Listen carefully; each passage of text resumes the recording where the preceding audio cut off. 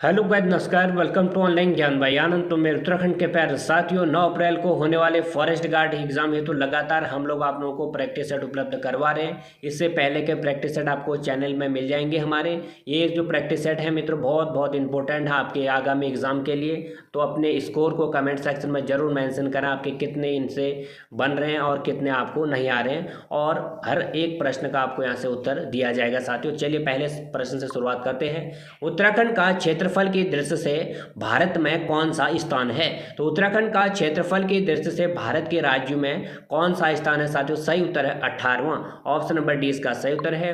दूसरा, निम्न में से उत्तराखंड का सर्वाधिक क्षेत्रफल वाला जिला कौन सा है? तो निम्न में से उत्तराखंड का सर्वाधिक क्षेत्रफल वाला जिला है हमारा चमोली। ऑप्शन नंबर बी इसका सही उत्तर है। तीसरा, टिहरी को किसने बसाया था? तो टिहरी को किसने बसाया था साथियों? सुदर्शन शाह नामक पंवार वंशी शासक ने। ऑप्शन नंबर सी इसका सही उत्तर है। टिहरी रियासत की राजधानी नरेंद्र नगर कब लाई गई? तो बताइए मित्रों, टिहरी रियासत की राजधानी नरेंद्र नगर कब लाई गई? सही उत्तर हमारा 1924। पांचवा, नेपाल नरेश अशोक चल्ल ने उत्तराखंड पर कब आक्रमण करके पूरे पर्वतीय क्षेत्र पर अधिकार कर लिया था? तो नेपाल नरेश अशोक चल्ल ने उत्तराखंड पर कब आक्रमण किया था? उस आक्रमण में उसने उत्तराखंड का पर्वतीय क्षेत्र पर पूर्ण अपना अधिकार कर लिया था। वो ईस्वी थी साथियों हमारी 1191। स्कंद पुराण में गढ़वाल को किस नाम से जाना जाता है? तो गढ़वाल का जो क्षेत्र था साथियों स्कंद पुराण में केदारखंड और कुमाऊं का क्षेत्र मानसखंड कहलाया था, आपको पता है। ऑप्शन नंबर ए इसका सही उत्तर है। चंद्र सिंह गढ़वाली को अमरता प्रदान करने वाला पेशावर कांड कब घटित हुआ था? तो चंद्र सिंह गढ़वाली को अमरता प्रदान करने वाला पेशावर कांड हमारा कब हुआ था? 23 अप्रैल 1930। चंद्र सिंह गढ़वाली का जो नाम था साथियों चंद्र सिंह भंडारी था, आपको पता होना चाहिए। सरला बहन का मूल नाम क्या था? हमारी महात्मा गांधी जी की शिष्या सरला बहन का मूल नाम क्या था? आपको पता होना चाहिए। इसका नाम था Miss Catherine Heilemann. Option number A इसका सही उत्तर है। नौवां, HD देवी गौड़ा ने उत्तराखंड राज्य की घोषणा लाल किले की प्राचीर से कब की थी? आपको पता है हर स्वतंत्रता दिवस के दिन यानी 15 अगस्त को हमारे देश के प्रधानमंत्री जी पूरे देश को संबोधित करते हैं। ये पहले से प्रथा चली आ रही है साथियों। 15 अगस्त 1996 का ऐसा 15 अगस्त हमारा था जिस दिन हमारे तत्कालीन HD देवी गौड़ा प्रधानमंत्री जी ने उत्तर प्रदेश से अलग होकर उत्तराखंड बनाने की घोषणा की थी। वो तिथि थी 15 अगस्त 1996।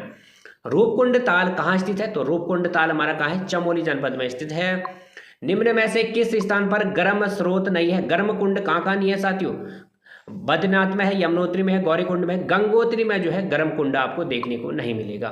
12वां, नकुचिया ताल कहाँ स्थित है? तो सबको मालूम होगा नकुचिया ताल कहाँ पर है? नैनीताल में। 13वां, दक्षिण पूर्व एशिया का सबसे बड़ा नेशनल पार्क कौन सा है? तो दक्षिण पूर्व एशिया का सबसे बड़ा नेशनल पार्क हमारा कॉर्बेट नेशनल पार्क। 1936 में हैली नामक जो उस समय का यहाँ पे वायसराय था, उसने हैली नेशनल पार्क इसका नाम दिया गया था। आज़ादी मिलने के बाद हमने इसका नाम रामगंगा नेशनल पार्क रखा था। 1957 की बात है जब इसका नाम महान प्रकृति प्रेमी कॉर्बेट के नाम पे कॉर्बेट नेशनल पार्क रखा गया था। ऑप्शन नंबर सी इसका उत्तर होगा। अगला, जनसंख्या की दृष्टि से उत्तराखंड का सबसे छोटा जनपद कौन सा है? सही उत्तर, उत्तराखंड का सबसे छोटा जनपद जनसंख्या की दृष्टि से कौन सा है? रुद्रप्रयाग। Option number B. अगला, चांदी किस जिले में पाई जाती है? तो चांदी हमें किस जनपद में देखने को मिलती है साथियों? अल्मोड़ा जनपद में। अगला, कागज उद्योग के लिए कौन सा जिला प्रसिद्ध है? तो कागज उद्योग के लिए उधम सिंह नगर जनपद जो है फेमस है। अगला है, उत्तराखंड की सबसे बड़ी जल विद्युत परियोजना कौन सी है? तो उत्तराखंड की सबसे बड़ी जल विद्युत परियोजना हमारी है टिहरी में बनी टिहरी जल विद्युत परियोजना। ऑप्शन नंबर सी। कोटेश्वर बांध किस नदी पर स्थित है? तो कोटेश्वर बांध साथियों आपको बताना है। सही उत्तर है 18 का आपका सी, भागीरथी नदी पर बना है कोटेश्वर बांध। हेमवती नंदन बहुगुणा विश्वविद्यालय श्रीनगर की स्थापना कब की गई थी? तो हेमवती नंदन बहुगुणा विश्वविद्यालय श्रीनगर की स्थापना कब की थी? 1973। 20वां, उत्तराखंड की महिलाएं एक आभूषण जिसे तिलहरी कहते हैं उसको कहां पर धारण करती हैं? तो उत्तराखंड की महिला एक आभूषण को पहनती है जिसका नाम तिलहरी है। इसको कहां पर धारण किया जाता है? गले में। ऑप्शन नंबर सी इसका सही उत्तर है।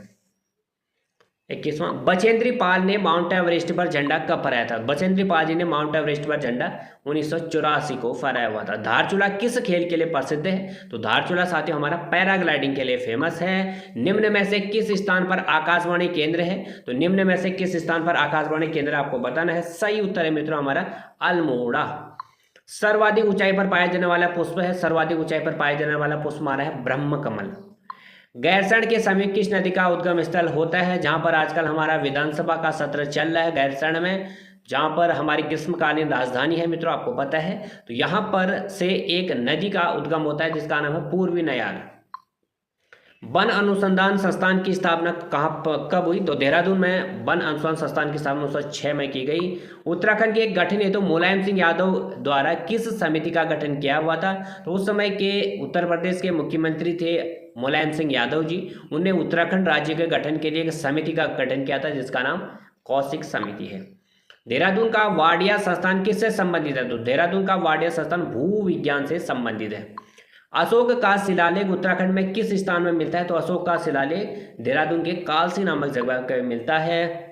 उत्तराखंड में निम्नलिखित स्थानों में से कत्ता फैक्ट्री कहाँ पर है, तो उत्तराखंड में निम्नलिखित स्थानों में से कत्ता फैक्ट्री आपको जो देखने को मिलेगी कहाँ पर मिलेगी, आपको बताना है। सही उत्तर है मित्रों हमारा हल्द्वानी नैनीताल। नीलगिरी पर्वतमाला किस राज्य में स्थित है, तो नीलगिरी पर्वतमाला मित्रों हमारी तमिलनाडु राज्य में स्थित है। पंजाब में कौन सा स्थान हौजरी उद्योग के लिए प्रसिद्ध है, तो हौजरी उद्योग के लिए हमारा लुधियाना जो पंजाब की एक सिटी है वहां पर हौजरी उद्योग काफी मात्रा में मिलता है हमें। 33वां, उत्तराखंड में मूल संवर्धित कर लागू होने की तिथि क्या है, तो उत्तराखंड में मूल संवर्धित कर जो लागू हुआ था कब हुआ था, आपको बताना है। सही तिथि है मित्रों इसकी 1 अप्रैल 2005। सबसे बड़ा जो रेगिस्तान है तो कौन सा है, सबसे बड़ा मरुस्थल रेगिस्तान कौन सा है, सहारा रेगिस्तान। ऑप्शन नंबर सी इसका सही उत्तर है। सीपीयू का फुल फॉर्म क्या होता है साथियों, सभी को मालूम होगा, सेंट्रल प्रोसेसिंग यूनिट। विश्व जनसंख्या दिवस कब मनाया जाता है, तो विश्व जनसंख्या दिवस 11 जुलाई को मनाया जाता है। देश में विंटर लाइन की प्राकृतिक घटना किस नगर में देखी जाती है, तो देहरादून का एक नगर मसूरी में हमें आसमान में रंग बिरंगे जो विंटर के टाइम पे जो लाइनें दिखती हैं साथियों, प्रकृति की देन है वो भी, तो वहाँ पर हमें दिखता है आसमान में कई कलर दिखते हैं लाइनिंग में, तो विंटर लाइन की प्राकृतिक घटना मसूरी में हमें देखने को मिलती है। निम्न में से किस जीव में रक्त नहीं होता किंतु वह सांस लेता है, तो वह जीव है जिसमें रक्त नहीं होता किंतु सांस लेता है, हाइड्रा। 39वां, उत्तराखंड में एचएमटी का कारखाना कहाँ स्थित है, तो एचएमटी का कारखाना हिंदुस्तान मशीन टूल्स रानीबाग नैनीताल में है। विश्व पर्यावरण दिवस कब मनाया जाता है, 5 जून, सभी को मालूम होगा। क्षेत्रफल की दृष्टि से उत्तराखंड का सबसे बड़ा नेशनल पार्क कौन सा है, तो क्षेत्रफल की दृष्टि से सबसे बड़ा नेशनल पार्क है गंगोत्री नेशनल पार्क 1989। निम्न के उपकरण में से किसको रक्तचाप नापने के लिए प्रयोग किया जाता है, तो स्पेक्ट्रोमीटर को हम रक्तचाप नापने के लिए प्रयोग करते हैं। ऑप्शन नंबर डी इसका उत्तर होगा। निम्नलिखित में कौन सा सबसे पुराना राजवंश है, सबसे पुराना राजवंश हमारा मौर्य राजवंश है। भारत की खोज नामक पुस्तक किसने लिखी, तो डिस्कवरी ऑफ इंडिया के लेखक हैं जवाहरलाल नेहरू, चाचा नेहरू। मनुष्य की आंख में किसी वस्तु का प्रतिबिंब किस भाग पर बनता है, तो मनुष्य की आंख पर जो सबसे पहले प्रतिबिंब बनता है साथियों रेटिना में बनता है, दृष्टिपटल पर। उत्तराखंड की पहली महिला पुलिस महानिदेशक कौन थी, तो पुलिस महानिदेशक पहली उत्तराखंड की महिला Kanchan Chand Bhattacharya. Option number C. कौन व्यक्ति गुमानी कवि नाम से विख्यात है, गुमानी कवि के रूप में हम जानते हैं लोकरत्न पंत जी को। भारत के राष्ट्रीय ध्वज में अरों की संख्या थी जो तिल्लियां होती है कितनी होती है, 24। बांग्लादेश में प्रवाहित होने के बाद गंगा को किस नाम से जाना जाता है, तो गंगा को यहाँ पे गंगा जैसे ही बांग्लादेश में प्रवाहित होती है उसको पद्मा। भारत में 15 अगस्त 1947 को तो आज़ादी मिल गई थी, बट फिर भी यहाँ पे एक औपनिवेशिक शक्ति ऐसी थी उसके खिलाफ स्वतंत्रता संघर्ष लगातार जारी था।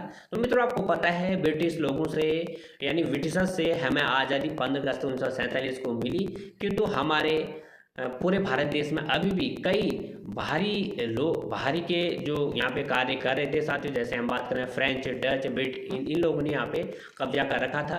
तो इसमें एक पुर्तगीज यानी पुर्तगाली भी थे जो बहुत देर तक यानी 15 अगस्त 1947 के बाद भी इनसे संघर्ष जारी रहा, पुर्तगीज इसका सही उत्तर है।